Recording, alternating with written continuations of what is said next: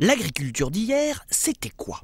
C'était de moins en moins de paysans, beaucoup de machines, d'engrais, de pesticides, fongicides, herbicides, de moins en moins de variétés cultivées sur des surfaces de plus en plus grandes, 30% de terres arables cultivées pour nourrir le bétail, des tas de camions, d'avions, de bateaux pour transporter la nourriture de là où elle est produite à l'endroit où elle est consommée, et les prix imposés par quelques centrales d'achat.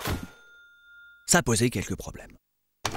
Terres dégradées, paysans malades et endettés, dérèglement du climat, disparition des abeilles et de la biodiversité, pollution de l'air et de l'eau, de moins en moins de pétrole, de plus en plus cher pour faire voyager la nourriture, 1 milliard de personnes mourant toujours de faim, alors que nous pourrions en nourrir 12 selon l'ONU. Il existe des solutions.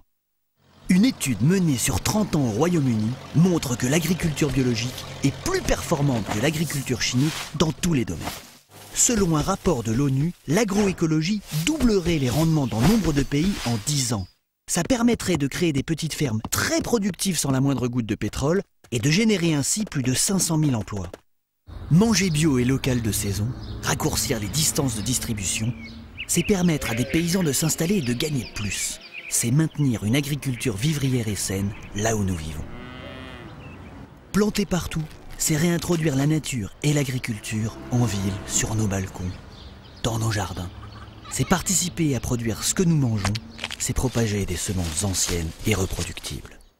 Investir dans une foncière comme Terre de Liens, c'est soustraire les terres à la propriété privée et faire pousser des fermes bio partout en France.